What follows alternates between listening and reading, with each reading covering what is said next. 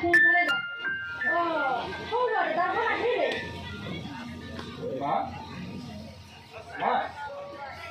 ৰচোন, তোৰ কি হ'ল? মূৰৰ পৰা তেজ ওলাইছে যে? ক'ত দুখ পালি? তুমি ইয়াত ক'ত পালা? নাই মা, একো হোৱা নাই।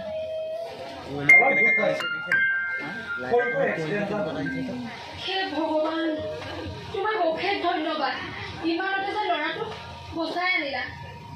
বাৰু মা, তোমালোকে মোক ক্ষমা কৰি দিবানে? ক্ষমা বাৰু হ'ব। তই ক'ৰবাত দুখ পাইছ নেকি? নাই মা, মই ক'তো দুখ পোৱা নাই। তোমালোকে কোৱাচোন, মোক ক্ষমা কৰি দিবানে? মই আৰু কেতিয়াও তোমালোকৰ অবাধ্য নহ'ব। তহঁতে কথাবোৰ বহুত দেৰিকৈ বুজি পাওঁ, আৰু যেতিয়া বুজি পাওঁ তহঁতে তাত সময়ো হেৰাই যায়। সঁচাকৈ মা, মই আৰু কেতিয়াও তোমালোকৰ অবাধ্য নহওঁ। মই প্ৰতিজ্ঞা কৰিছোঁ, আজিৰ পৰা মই আৰু একো বেয়া বস্তু নাখাওঁ মা।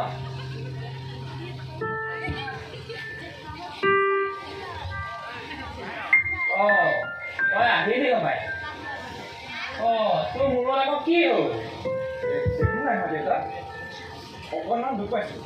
সৰুকৈ এক্সিডেণ্ট এটা হ'ল। আৰু দেউতা, মই কথা এটা কওঁ। কচোন বাৰু। মইতো তোমালোকক কৈছিলোঁ ভণ্টিৰ বিয়াৰ কথা। মই তাইৰ বাবে ল'ৰা এজন চাইছোঁ। যদি তোমালোকে মতামত দিয়া, মই ল'ৰাজনক তাইৰ সৈতে অলপ প্লেন কৰিব বিচাৰোঁ। সকলোবোৰ বুজি পালিয়েই। এতিয়া তোৰ কথাই কয়। আমাৰ ভণ্টিক মোৰ বন্ধু বিতুপনৰ বোলে আজিয়ে বিয়া দিম বুলি ভাবিছোঁ। তোমালোকৰ মতামত কি? আমাৰ পিছে আপত্তি নাই। এবাৰ কি কয়? বন্ধু, তোৰ কিবা আপত্তি আছে নেকি?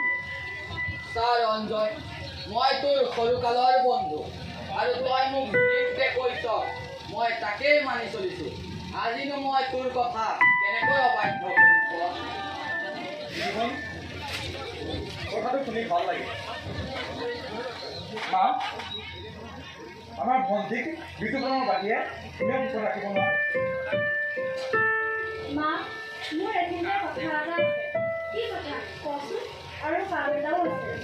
কি কাম? কয় ক। দাদা, মনীষাই যিহেতু তাইৰ ভুল বুজি পাইছে, সেয়েহে মই ভাবোঁ তই তাইক গ্ৰহণ কৰি ল। তই তোৰ হেৰুৱা দিনক বিচাৰি পাইছ আৰু নেহেৰুৱাবি। নহয় অ' ভণ্টি, মই আৰু এতিয়া মোৰ কথা ভবা নাই। প্ৰথমে তোৰ বিয়াখন মই দি লওঁ। তাৰ পাছত দেউতাৰ যিমানবোৰ ঋণ আছে সকলো ঋণ মই পৰিশোধ কৰিম। আৰু তাৰ পাছতেই দেউতাই বনোৱা এক সুন্দৰ ঘৰখন আৰু সুন্দৰকৈ গঢ়ি তুলিম। মনীষা, আহা মনীষা। মই আচলতে তোমাৰ ওচৰলৈহে আহিছিলোঁ। তুমি মোক বেয়া পাই আছা ন? নাই যাওঁ, ভালে কৰিলা আহিলা। এয়াই নেকি মনীষা? এই মনীষা,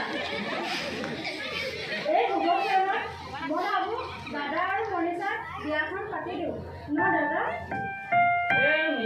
মই আৰু কি ক'ম, তহঁতি যি ভাল দেখ। কিন্তু এটা কথা, তহঁতি যি কাম কৰিবি অলপ ভাবি চিন্তি কৰিবি। ধোৱা মনীষা, ধোৱা কৰাব।